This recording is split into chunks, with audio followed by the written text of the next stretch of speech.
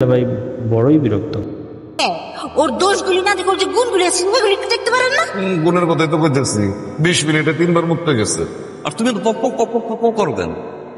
হ্যাঁ, বরাবরের মতো মেয়ে দেখবো, মেয়ে যদি পছন্দ হয় ইশারা দেবো, হ্যাঁ পছন্দ না হইলে চামচি করে কেটে পড়বো, শেষ। অবশেষে তারা মেয়ে দেখতে চলে আসে। দেখতে পাচ্ছেন মেয়ে দেখে তাদের উলুক ভুলুক দৃশ্য।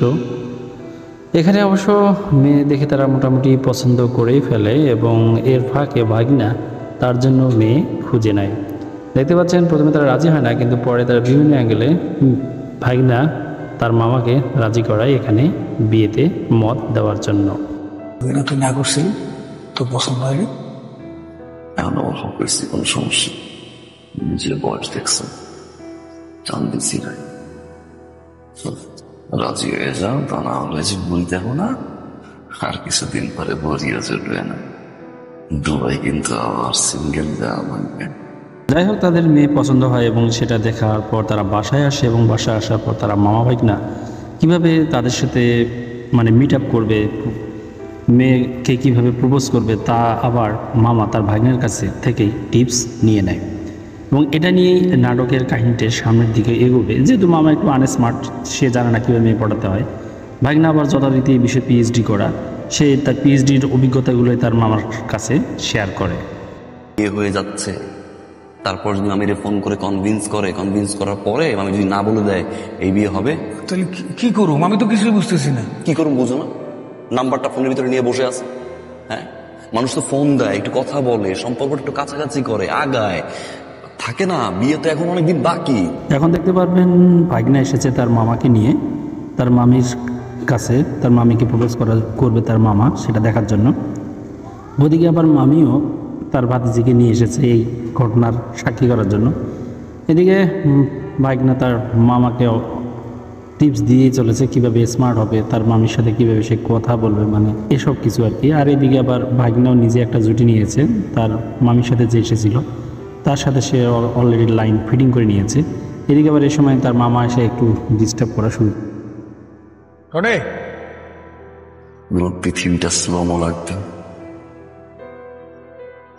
কি কি কি কি ভাই না, তোর মামি তো আমাদের দিয়ে খালি হাসে। কি? একটা মিনিট, কোথায় ফ্যাশনেবল মাস, স্টাইলিশ মাস, এটা জিজ্ঞেস করবা। হো আবার তো কুকুর কুকা হাস, তাই না? তার তো শিখিয়ে দিই, এরপর কি জিজ্ঞেস করবা? তারপরে জিজ্ঞাসা করবা হাঁসের ডিম যদি একটুক হয়, উট পাখির ডিম এত বড় কেন?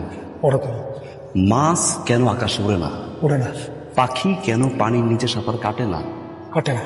ঘোড়া যখন হাঁটে টকবক টকবক আওয়াজ হয়, গরু হাঁটার সময় টকবক টকবক আওয়াজ হয় না কেন? কেন হয় না? ঠিক আছে, যাও।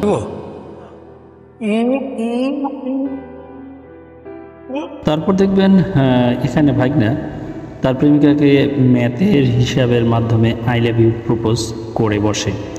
যদিও টেকনিকটা বেশ অসাধারণ। বন্ধুরা, আপনারা আবার এসব টেকনিক ফলো করতে যাবেন না। যাই হোক, আপনারা দেখুন বিষয়টা একটু। Love you. I love you too. Thank you, thank you, thank you, thank you. Yes! ওদিকে আবার তাদের ভালোবাসার সিন মেয়ের বাবা দেখে ফেলে এবং এটা দেখে অনেক রাগারাগি হয় এবং এটা নিয়ে মেয়ের বাবা মেয়েকে অনেক ধরনের থ্রেট করে, সে কেন এ কাজ করেছে। এটা নিয়ে নাটকটি এবার একটু ব্যতিক্রম দিকে মোড় নিবে এবং কাহিনীটি চলতে থাকবে। না না, জোর করে নাই। রাজি হলে না বিয়ে হবে। আপনার আই বুড়ি বোন রে নিয়ে আপনিই থাকেন। চল তুই আমার সাথে, যা। আরে চল চল চল তুই। পা ধরে হচ্ছে শাস্তি দেওয়া আমাকে। এদিকে আবার তাদের ভালোবাসার কারণে তাদের মামা মামির বিয়ে ভাঙতে বসে।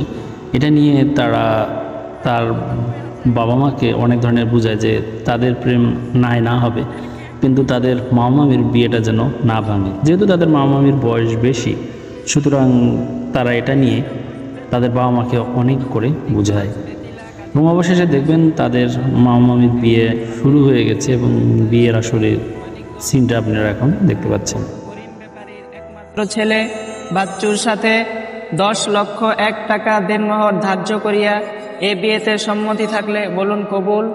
আম্মা আম্মা এদিকে আবার তার মেয়ে তাকে চিঠি লিখে ধোকা দিয়ে চলে গেছে, মানে চিঠিতে লিখেছে যে সে আর প্রেমের টানে থাকতে পারছে না, সে চলে গেছে, এটাই সে চিঠিতে লিখেছে। এবং এটা দেখে মেয়ের বাবা অনেক রেগে যায় এবং সে রাগান্বিত হতেই থাকে।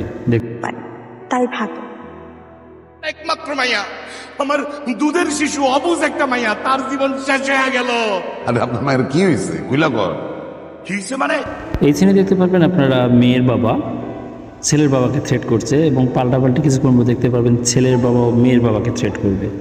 এবং মেয়ের বাবা যখন খুব বেশি ছেলের বাবাকে গালাগাল করবে, ঠিক সেই সময় ছেলের বাবা নিজেকে সেভ করার জন্য অন্যভাবে বলবে তার ছেলে এরকম নয়, এবং সে নিজের ছেলে নিয়ে অনেক প্রাউড ফিল করবে।